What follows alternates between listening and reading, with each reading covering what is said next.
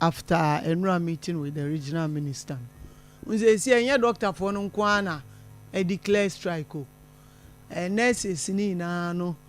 a declare strike in solidarity with Omu CEO. Sometimes you see, Obi Beka say, CEO na suspended no.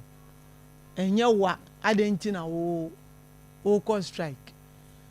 But we forget say Obi timi take action be to prevent being so IBCH because or China be no it could be anybody else. And yentina anka say Obi negligent. Everyone the jumemu yenjano. Fine.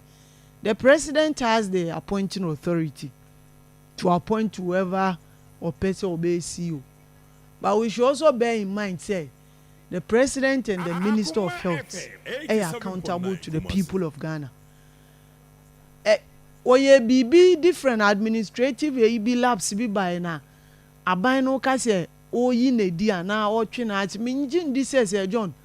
nanka ye be hu say nya one ne fa CEO ohun krata no de be chire me kan na krata no de be no empty krata no say John de be pa na wom Ibrahim empty ma kan eno me kan be 4-5 times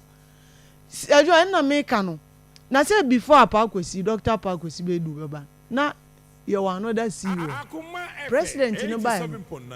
oyi ni sin chain dey way by what is say doctors be akọ strike and nurses be akọ strike before Professor Otradan Mensa ebeba no na you are another CEO ye manu coin no buy what is say doctors and nurses be akọ strike e bin see that say ka say okay doctor na CEO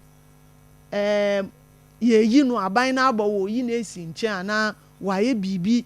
ana wa fumra ye suspending na what say menti bi da enti say we no omukwa we should understand say it's not about say okay we appointing we proactive measure no mu take you say John enra